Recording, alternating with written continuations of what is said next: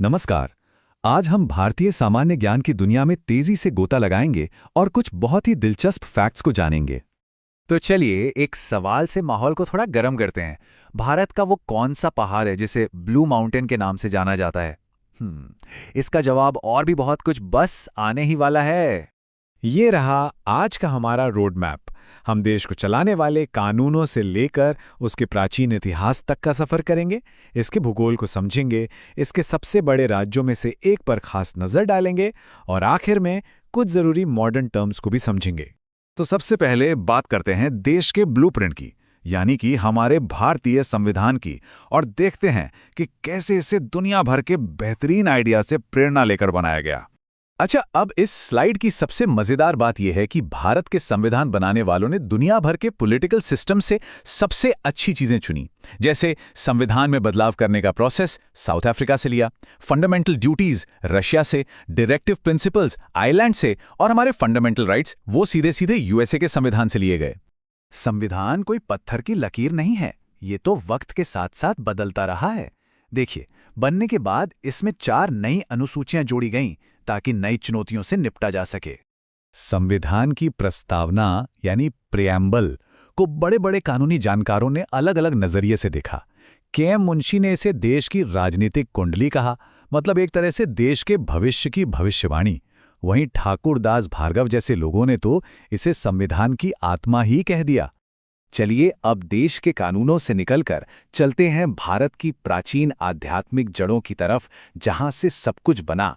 बात करते हैं बौद्ध और जैन धर्म की।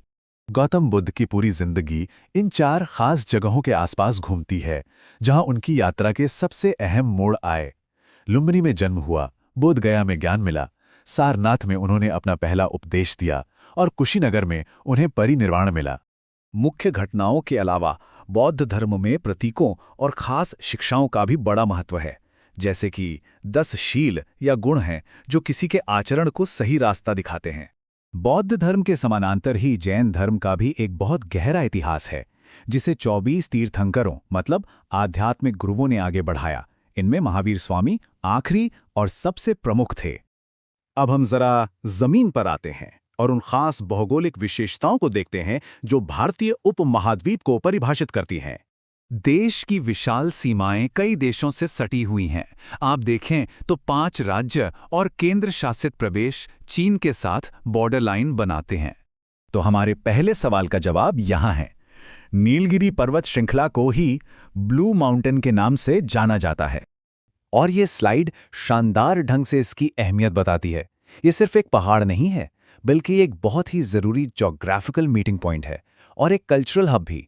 ये नंबर है 1376 किलोमीटर्स। ये कुल लंबाई है यमुना नदी की, जो गंगा की सबसे लंबी सहायक नदी है। तो अब मैक्रो व्यू से जूम इन करते हैं भारत की सबसे ज्यादा आबादी वाले राज्यों में से एक उत्तर प्रदेश पर, ताकि हम इसकी अनोखी संस्कृति और इंडस्ट्रीज को देख सकें। ये राज्य एक तरह से त्योहारों का एक रंगीन गुलदस्ता है और हर एक त्योहार एक खास शहर और परंपरा से जुड़ा हुआ है। तो बात यह है कि यूपी के कई शहर अपनी खास इंडस्ट्रीज के लिए जाने जाते हैं। ये एक ऐसा कॉन्सेप्ट है जिसे अब एक जिला एक उत्पाद योजना के जरिए बढ़ावा दिया जा रहा है।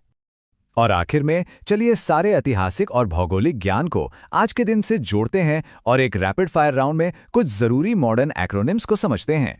सबसे पहले HTML, जो वर्ल्ड वाइड वेब पर डॉक्यूमेंट्स बनाने और डिजाइन करने के लिए इस्तेमाल होने वाली स्टैंडर्ड भाषा है। इसके बाद आता है HTTP। ये वो प्रोटोकॉल है जिसका इस्तेमाल HTML जैसे हाइपर मीडिया डॉक्यूमेंट्स को भेजने के लिए किया जाता है। ये वेब पर डेटा कम्युनिकेशन की नींव है। और यहाँ कुछ और भी हैं जो हमारी रोजमर्रा की डिजिटल जिंदगी का हिस्सा है, जैसे किसी वेबसाइट को खोजने के लिए URL का इस्तेमाल करना या अपने डिवाइस को कनेक्ट करना। फाइनेंस की दुनिया से एक आखिरी एक्रोनिम है GST। ये एक यूनिफाइड टैक्स सिस्टम है जिसने पूरे भारत में व्यापार को आसान बना दिया है। चलिए अपनी बात इस विचार के साथ खत्म करते हैं। ज्ञान का मतलब सिर्फ फैक्ट्स और फिगर्स जानना नहीं है। ये एक ऐसा टूल है जिसका इस्तेमाल जब कामयाबी हासिल करने के लिए किया जाता है तो ये सबसे ताकतवर जवाब बन सकता है जो उम्मीदों को हकीकत में बदल देता है।